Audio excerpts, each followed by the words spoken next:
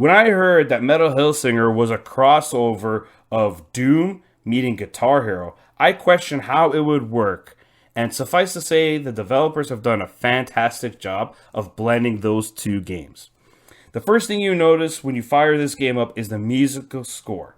This musical score hits immediately. And when I say immediately, I mean as soon as you see the warning for people who may experience seizures, you already have that music playing in the background and it just sucks you in immediately before you even started playing the game. More so, as you play the game, that Guitar Hero element that I spoke of, as you build your score multiplier and fall into the rhythm, the music intensifies with it, making it even better experience to stay in rhythm as you play the game.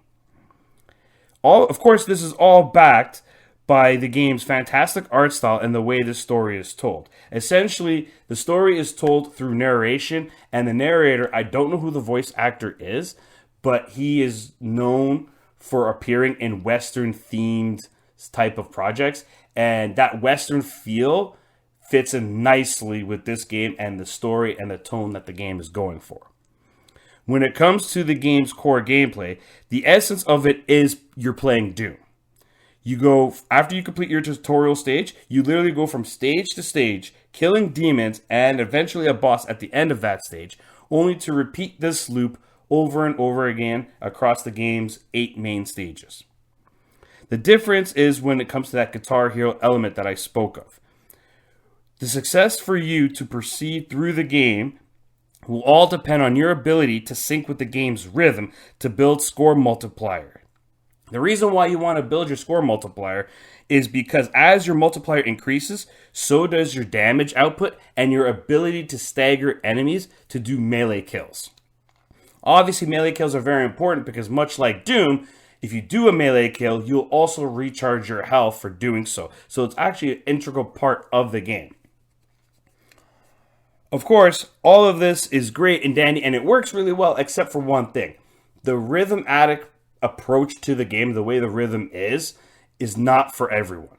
For me personally, I'm very much in tune with tack shooters. So oftentimes, my brain had a hard time staying in rhythm because I am conditioned to take the tactical advantage first and foremost and not care about a rhythm. So for me, staying in rhythm was very difficult for me, but I still enjoyed the game nonetheless. In between the levels, though, you will eventually unlock more guns and be able to create essentially a loadout for yourself. You always have your sword and you always have your shooting skull as part of your loadout. Those are not removable. You can't touch them. However, you get to choose which 2 guns you will have equipped for that stage, provided that you are not unlocking a gun for that stage to begin with, because the game does tell you what stage you will be unlocking a new gun. On the other side of your loadout screen is where your sigils are. Sigils are essentially buffs to your character that allow you to deal more damage, have more health, but most importantly, help you to maintain your score multiplier. Obviously, the higher your score is, the better it is in your playthrough. But of course, if you're one of those people who like to chase the leaderboards, these sigils will be a necessary component in order to get those high scores.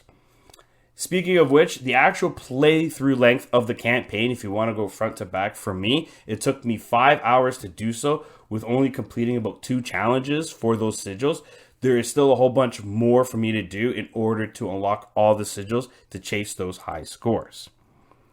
Obviously, this all brings me to the game's main fundamental flaw: repetition.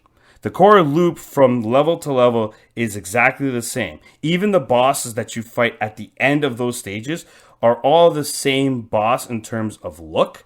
They just have a slightly different mechanic and a different fighting area, but the boss itself is the same all the way through. So not only do you have a repetitive loop, you have a very similar repetitive boss fight at the end of each stage. Overall, I enjoyed my time with Metal Hellsinger. I think Metal Hellsinger is a great game. If you're a metal fan of that musical genre, this is definitely a must-play. If you like the Doom games or arcade shooters and you also like Guitar Hero, again, this is a must-play. The only issue I have is that it's repetitive and the game is short. on the 5-hour range just to complete the main story. But overall, if you have Game Pass, this is a must play. It is on the service day and date. If not, the game does retail for $52 Canadian, which may be a little steep for some, but in my experience, it's definitely worth the money for how good the game is.